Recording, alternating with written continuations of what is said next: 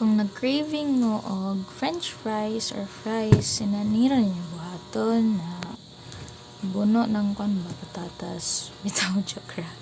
Hello mga kawani, so magluto tarog patatas fries. So actually mo patatas na sa french fries. So ganahan mami og kanang dagan among makaon. So kami ra galuto. So pilay ra pagpalito pila ka buk patatas, then kami na mo nang giwa-hiwa.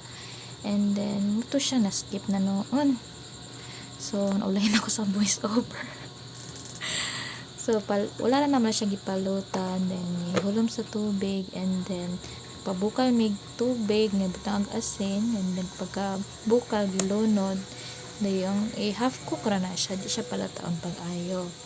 And then, paghaon na, nanapsa na lagi ng voice over.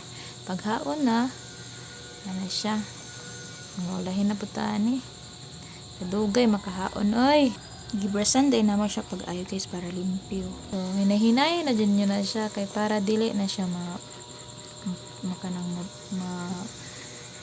sana magubay ang kuan hiniwaan ba. Make sure pa di siya lata. Pagkaman na ibutang nato siya sa tissue para makandit siya kanang maladi siya kaayo musok ang iyang tubig sa tissue. So para pagka nato niya fry is kansya, hindi siya magbasa. And then gagama na po dahil may daring breading or butter guys. Breading ba niya or butter? So kuan ni siya ang akong naman ani kay si Papa Bear mga gahin mo ani. Kuan ni siya kanang Nestle cream dayon na ay kuan flour nga gamay kay gatas mo na to siya. Mo to siya gi-bread na siya para uy, dali lagi. Gi-bread to siya. Naluto na. Dingi fry. So, ito siya. Lamin na kayo.